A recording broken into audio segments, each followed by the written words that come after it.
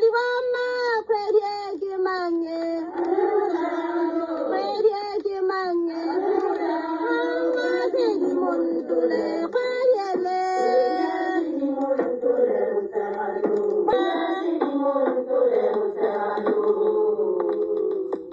afternoon, everyone. My name is Merapelo Letebele, and this is the Selalelo Conversations, a space where we listen, learn, and heal through stories of truth. Today, we meet a woman whose life's journey reminds us that survival is not weakness. It is wisdom, as a matter of fact. She was orphaned young, violated by those who were meant to protect her, and she was forced to grow up in servitude and silence. She married young, endured years of abuse at the hands of those who were meant to protect her.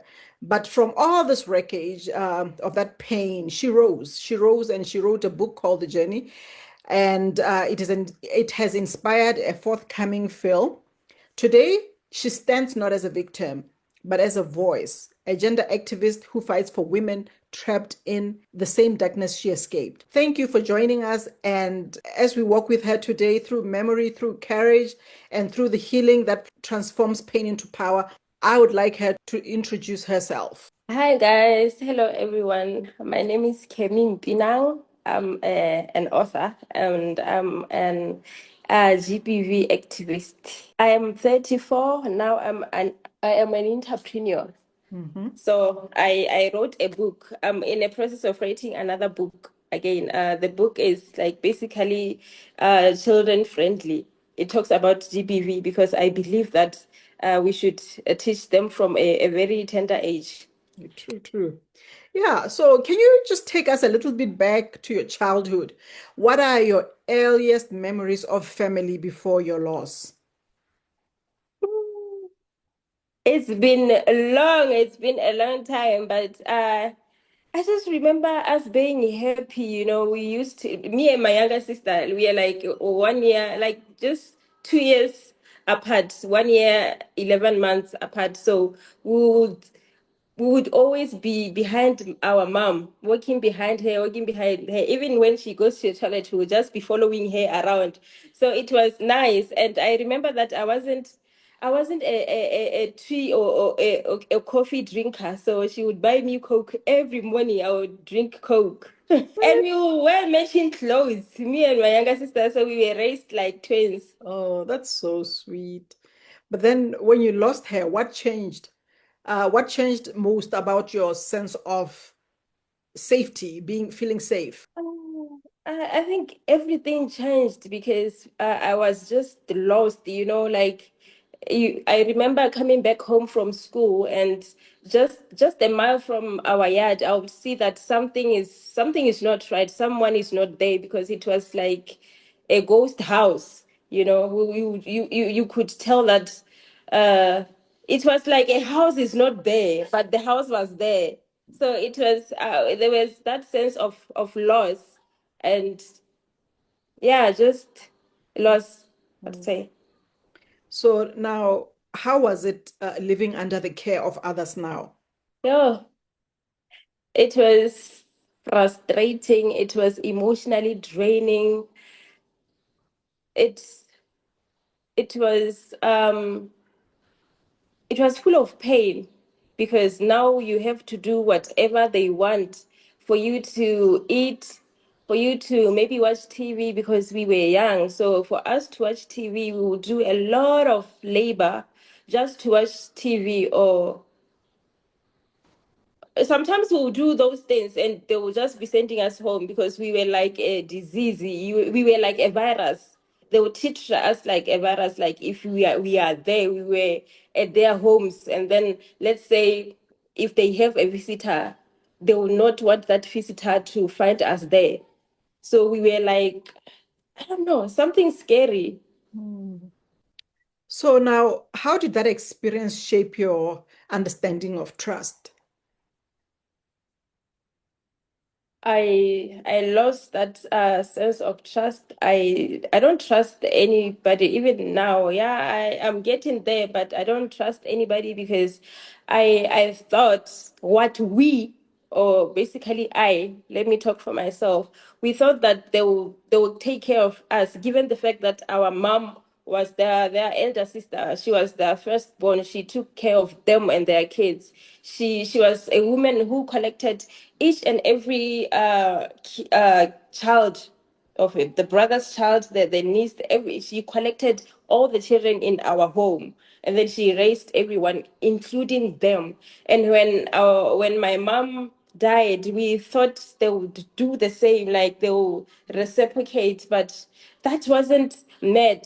So we expected something that was not promised. How I old were was you when you're 13. 13?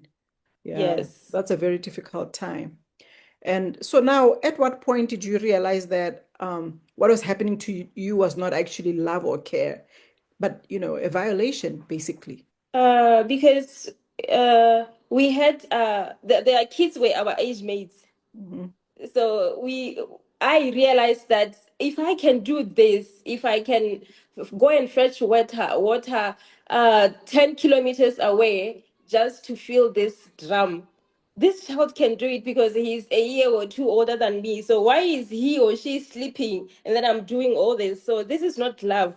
That I think that is how love looks. But for my side, I don't think it is love. I think it's something else. But I didn't understand what was it.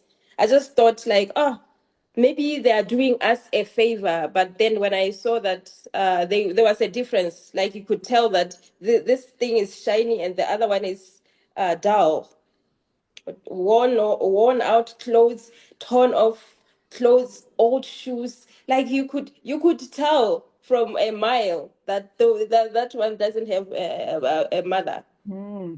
When was this happening? Where was it happening? Where were you living? At my home village, Maung. So luckily, our mother, when before our mother died, she had built herself a house, and we had a home. So I think that's the best gift she left us, because we felt safe when we were home, but yes, we were hungry, and they will come to our house to torment us. They will take us from our house, go and do labor, and then we'll come back maybe hungry. Sometimes, as kids, like you don't understand most things. So we will go to their houses, even though we know that we are not wanted there, we will still go. Our elder sister was 17 at the time. She became our mom at 17 years. She was still a kid. But and then she just stayed home, and then she'll just be like, she'll just be like, don't go there, don't go there. And the reason why I'm laughing now is she sent me a video. You know these TikTok videos. There was a trend where, and like, let's say you don't have a TV at your house, you'll be watching TV passing like this, and then you just be passing like this, you'll be watching. She sent it to us just a month back. We were laughing because that's what we did. We would watch TV from a window, just Yeah. from a very small angle. So I know yeah. all about that. I think I also went through that a little bit when I was young, but it's just that in my neighborhood there was only one TV back in 1979 or something like that, long before you were born. But anyway, uh, let's move and talk about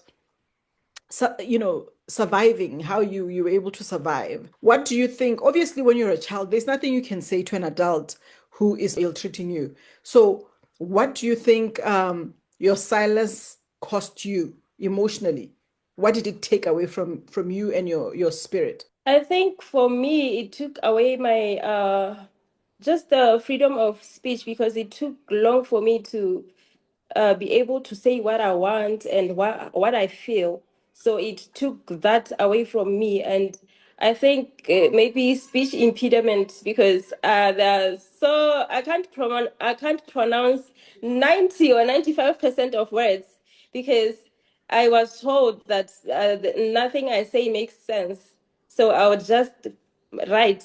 I had a diary, so I loved writing. Mm, I I shifted more into writing than talking, so it took away that freedom of expressing yourself. Like your I voice. couldn't, yes, Mm. my voice. I couldn't even stand in front of my peers and say, I think this, I think that. I'll just be like, I can. How do people do this? I can never.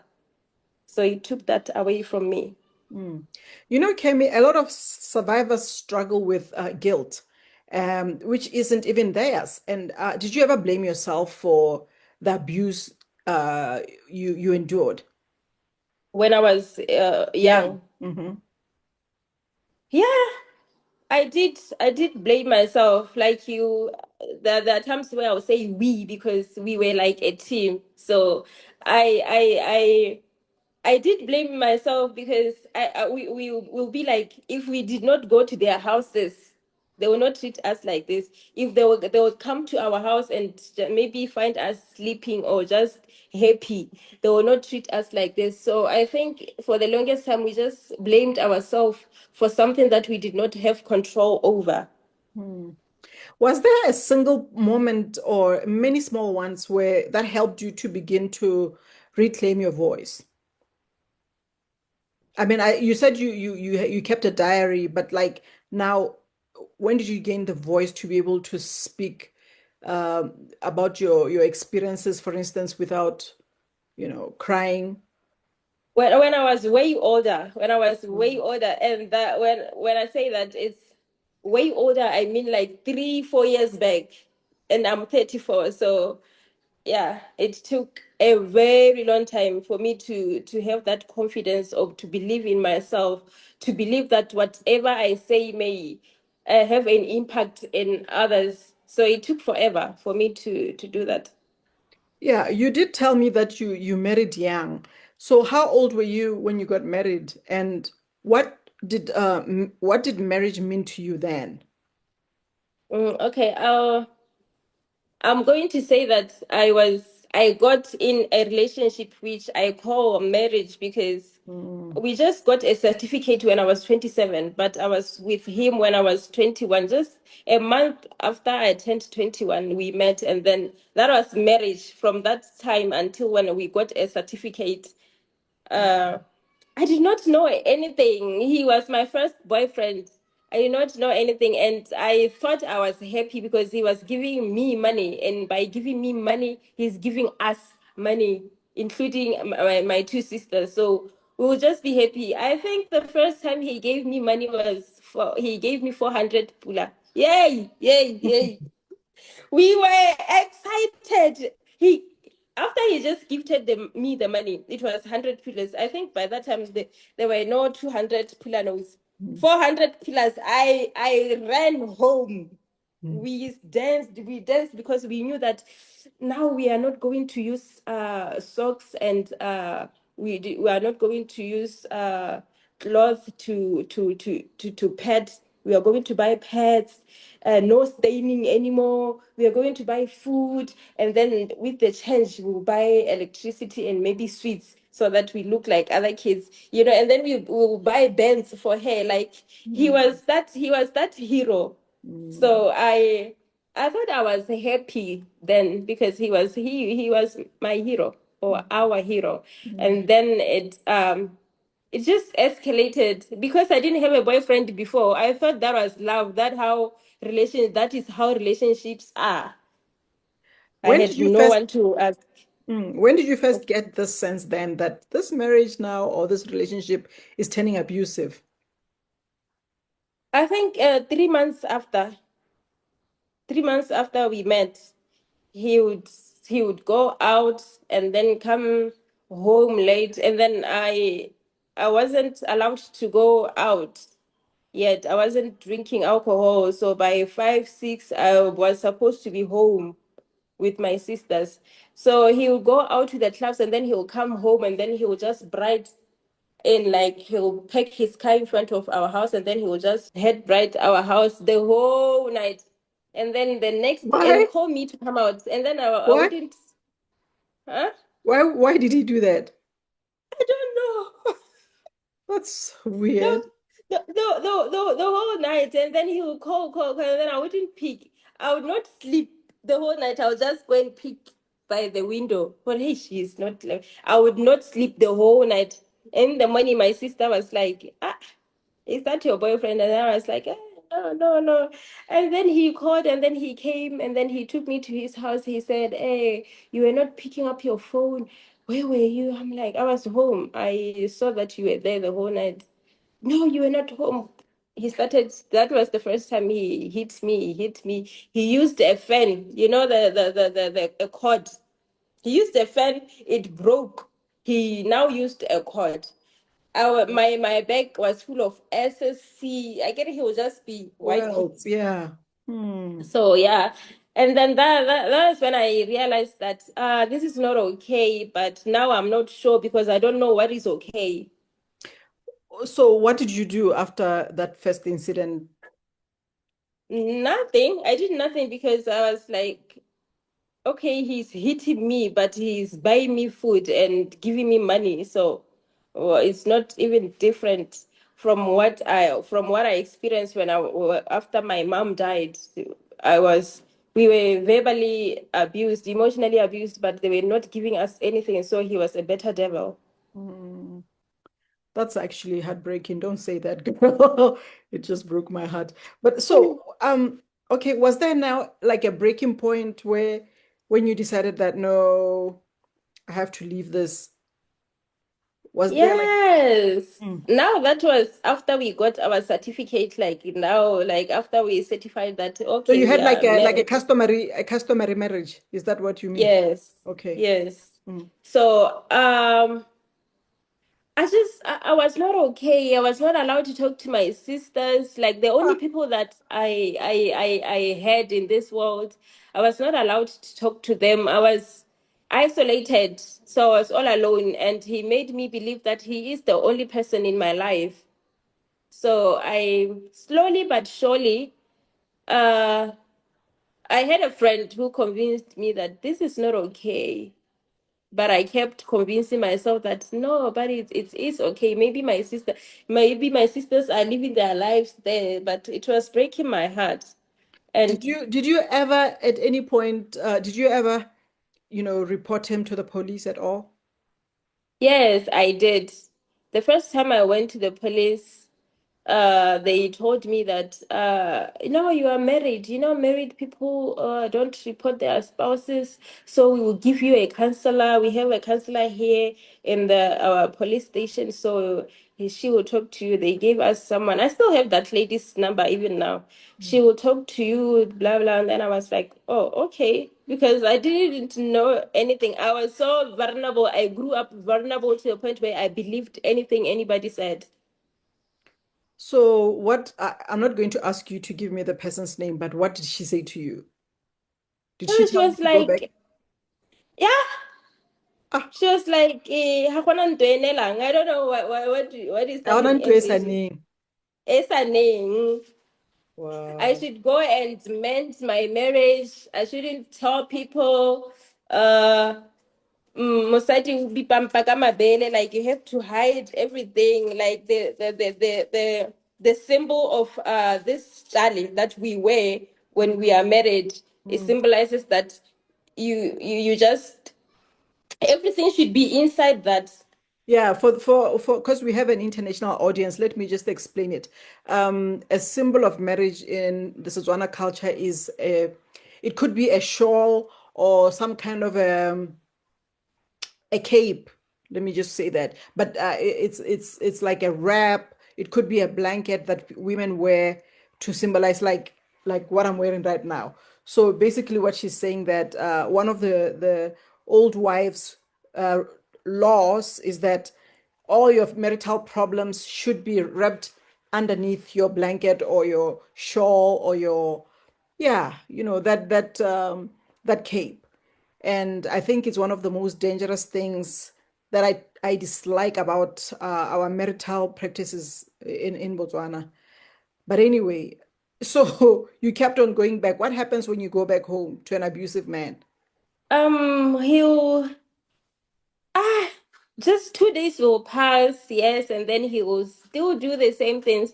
I remember this other time I was a cook. I was everything in that house. I was a cook, a clean. I would do everything, but I was not allowed to go out to the mall or anywhere else. The only time we go to the mall is when I go with him to buy groceries, but he will go wherever he wants. So as a cook, I didn't know how to differentiate spices in a meat. So this other time he was out, he came home and then I served him food as usual. He took that plate, threw that plate away, and then the rice was all over the house, telling me that I added a chili bite spice, a spice called chili bite. I didn't even know which one of those spices is chili bite. So it was just his way of abusing me, like just treating me Mm, like I was a nobody, because in his head, he in his head he took care of me when I was young. Basically, he brought me up. mm. So I have to do everything that he wants Was he me much older than to you? do. He was 10 years older. Yeah.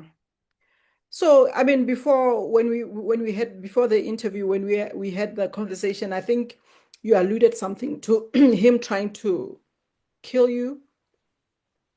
Um, Yeah. what do you remember about that day?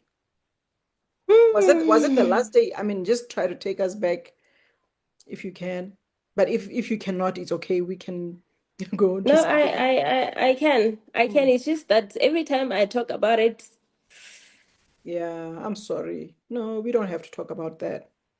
We're happy that you made it out alive and you are here and now you are a dynamite gender violence activist. Okay, so do you think that the society judged you for leaving that marriage? yes, they did. I remember telling my aunt that I'm leaving. Like he tried to kill me on Monday, and I didn't have the strength. I was so destroyed to a point where I couldn't even talk to anybody from my side, my family. So it took me Monday, Tuesday, Wednesday, and then Thursday. That's when I made two VNs, and I told my sister to just share those VNs to everyone, because I wasn't going to be able to talk to them one by one. Mm. And then I just explained everything that took place, and then I told my aunt that I'm leaving. I want a divorce, and then she was like, "Huh? Leave? Why do you want to leave? Who in our family left? Eh? Left their marriage. So you want people to be touching us? No, no, no, no, no. You are not going anywhere. Just go. See, she blamed me for him abusing me. Like I was now the problem. Mm. That maybe you didn't listen. Maybe you did this. Maybe you did that. Like he was so perfect to them that I was the problem, or maybe I was talking too much, but I don't know if they couldn't tell that I was not okay, because I was so skinny. Did you never show them your bruises from when he beat you? Yes, yes. I kept everything. I kept everything, and I remember my younger sister coming to visit me, and I went to the bus rank to pick her up. She couldn't recognize me. No, I'm not strong for this kind of thing. Can we just move on to other questions? I'm sorry. We'll go back. I cannot stomach some of these things. I thought I would be strong, but no, turns out I'm not. But what do you think pushed you from being just a survivor to being this activist that you have become? Because I first saw you on Facebook. That's how I came across you telling all kinds of stories, and obviously that reeled me in, and I decided that I needed to talk to you. Maybe you can just tell me what frustrates you the most about how our society handles violence against women.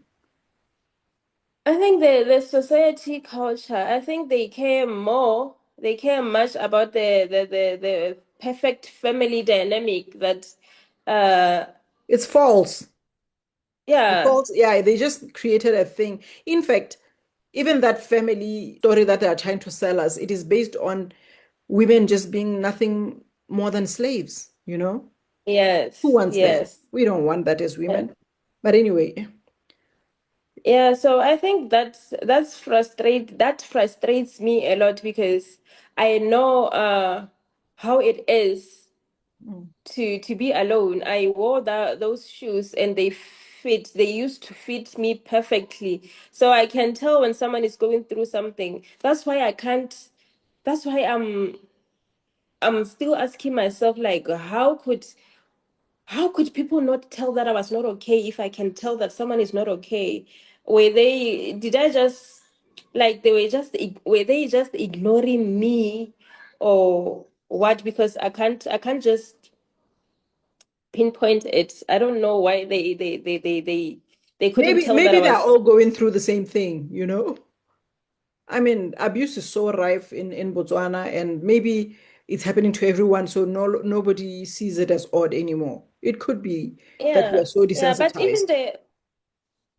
even the police, like what I struggle with is maybe having to go to the police having to go to the police with one of the people, because after I came out and told my story, so many people were coming out and wanting me to help and maybe solve their problems. So I will go to the police with them. Like I will contact them back. I'll be like, "What happened?" They tell me. I'm like, "Let's go to the police now because there's no time. Let's go." When we get there, like they are relaxed. They f- their reason is, "Ah, we forgot about that case. We forgot about that case." I'm like, "Is this normal? Like, is it okay?" It's so normalized in Botswana to a point where it's okay, it's fine. You are abused, and then what? Okay, someone is being killed. Oh, my neighbor was killed yesterday. Oh, okay, next.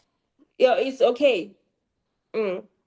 Yeah, maybe I don't think the police, I mean, I'm speaking from a place of ignorance, but I think they're not well trained because Botswana police, we know that they have high arrest rates for victims of, I mean, for perpetrators of crimes and all that. But when you even when you call them after hours, everybody knows the story. It's not easy to get a good response from the police. So I'm not so sure if the police are best place or trained well enough to be able to handle what we deal with as Botswana women. It's just, I don't know. It's just, Yeah, yeah, nobody knows and what's happening. You know what I'd like us to do yeah. next year? I would like us to audit, how they handle how the police handles, these kind of crimes. So I just want to Yes. know. And one thing that's very frustrating about Botswana is that it's difficult to get information on how Yes. what procedures are and things like that. But I think that's something that we should step up and try to find out and see where the gaps are. Maybe Yeah, there's but I nobody think advising them. yes, I think as an individual, yeah, I can't get that much information. But Mm, if we had an organization can do anything. We can yeah. get the information that we want and file it. Yeah, yeah. No, Yes. yeah, no, we will talk about that some more. Now let's just talk about your book then. What message do you want the audiences to take away from your book and the movie that will come out of it? Uh the book is basically about how I grew up and how I became. Uh, it starts when my mother died, because my mother died in our house. We were there. We saw everything. Even when they were taking her away from the house, we saw it.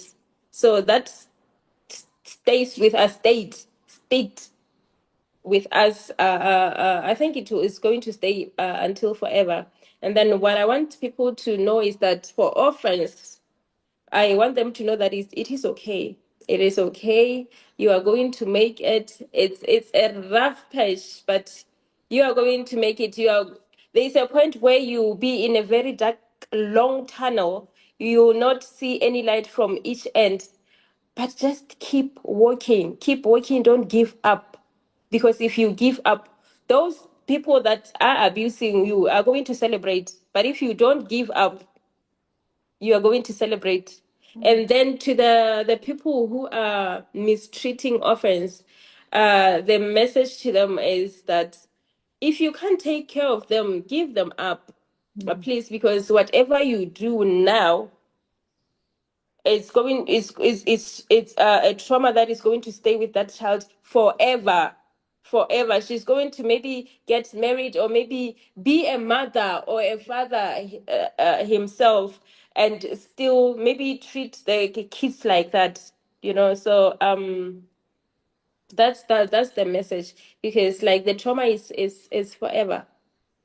Okay. Like, for example, I don't have a kid, and I'm Mm, 34. I mm, think I don't because our aunt told us that we are three girls. So she told us that nothing you say or nothing you do will be any good, will bring any good to this family. The only thing you are good at, or the only thing you will be good at, is having kids and filling your mother's house with so many kids. So I don't know if maybe I am proving a point, or it's just that that's the trauma response, or what, because I don't know. I feel like I don't want to have a kid and she or he'll grow up like I did. Sometimes I'm like, but my kid is missing out from this love, so much love that I have for my kids. mm. So it's just the trauma that they should know that whatever you say sticks. Yeah. Where is this aunt of yours? She's there. She's still there. She's there. How's your She's relationship with still her? there. We don't have a relationship. But they are the only family that we have. We don't have a relationship at all. They call sometimes, maybe after 6 years, they'll be like, "Oh, my daughter, how are you?" Oh, that inner child. I'm grown now. There is nothing that they can do to me now. But that inner child still wakes up every time we see them. Every time I go back home, when they come to our home, that inner child comes out and stands in front of me. You know, just to tell me that, no, go back, no, Did don't, you ever you are confront not, her? I know my place. No, I didn't. I Also, she didn't, and thinks I think we don't. she probably thinks that you are an ungrateful child because she raised you, you know? Oh, maybe, but I don't know. Maybe she thinks like that, but Mm, no, because we know our place.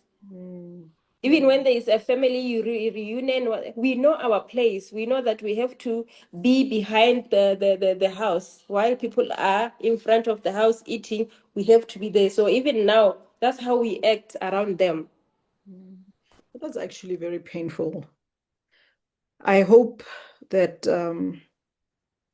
things will improve. I don't know how, when, but there's always hope. So And anyway, mhm, go on. the funny part is her daughter is 1 or 2 years older than me. I think I'm 34, she's 36. She has close to 20 kids. She filled her house. Yeah, she filled my Am I auntie's supposed to? house with Am I kids. allowed to laugh? Yes, please. Okay. Yeah, no, that's I'm not laughing at her. I'm just laughing at the karma, you know? Now, I want you to speak directly to abusive men, okay? Not as an activist. I want you to talk and speak as a survivor. If you could directly speak to them directly, what would you say? I'll tell them that you are so broken. You are you are in so much pain that you take that pain out on someone that is trying to love you and make yourself feel better. You don't belong in this world. You,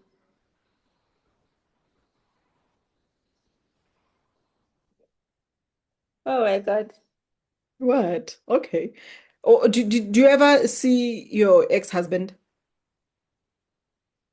Like, I was thinking of him just now when I was saying that. It's like I was talking to him. So his face just passed, and then I ran out of words. So, How do you take care of yourself now? You know, you've dedicated your life to helping others heal.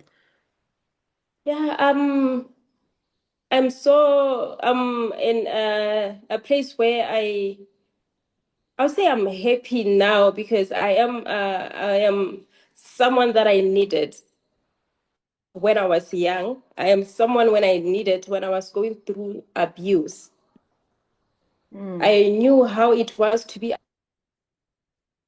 feel lost. So I'm a point of contact for those people who feel how I felt.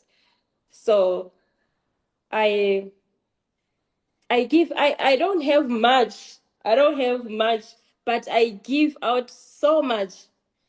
The love, the care, I'll have 100 pula, but I'll spend it on someone else, or maybe on petrol just to go and assist. Take take that person to the lawyers, go and confront the police, expose the police out here. Because I'm like, I did not have a voice before, but now I do, and you cannot do anything about it. So I'm going to speak on behalf of those people, these people that don't have a voice, because I used not to have a voice. And if I had someone like me who has a voice, who had a voice before, I don't know, maybe I'll be somewhere else, not here. And then I'm like, you know what? God, God chose me. I think He knew my strength. He knew that I can do it. He knew the task that He's going to give me. That's why He chose me to go through all these things. And if not me, then who? Because He knew that I'm taking my best soldier to go and fight this battle. Yeah, I tend to just keep quiet and listen to you when you're talking because my thoughts are just racing and just wondering what sort of society have we become. But anyway, I don't think a lot has changed because I sent you a link to go watch another woman who has a story just like yours almost. It looks like that's what happened to female orphans in this country. The stories Yes. are all draining and heart-wrenching to a point where I've stopped, talking about it. I think this conversation is happening at a very crucial time when we know that it is the month against GBV, where there's so much pageantry around these issues. It's like people don't even know what to do or how to help those in authority. So anyway, Kemuneiwe, I just want to thank you for sharing your truth with such courage because your story is not just yours. Your story is the story of every woman who has survived silence, and every girl who has been told to endure. Every community is Yes. still learning that love cannot coexist with violence. I don't know what it will take for that to filter through our minds as Botswana. And if you or someone you know is experiencing abuse, please reach out to the nearest social worker or police station or the gender-based hotline. You may get help. You are not alone. This is for all the women out there. And I just want to give you a few minutes to wrap up. What's your parting short? Okay. Thank you for giving me this platform to share a bit of my story, because my story is very long. We'll take the whole day, and I love talking about it because now it made me who I am.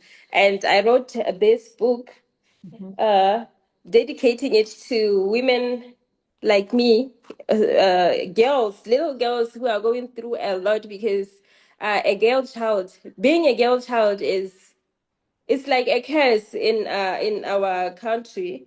It is like a curse, but this is to uplift them, to motivate them, to show them that you are somebody. And because I know that most people don't like reading, I turned this book. It has been adapted into a movie, like, because people love watching, like, as much as they want to be motivated and educated through a film, they never forget being emotionally moved. So that was something that I wanted, because I have something to say and I want to share it with the world. Mm. So yeah. This has been Selalelo Conversations. I am Merapelo Letebele. Thank you for watching, and may we continue to break this silence together. Signing out.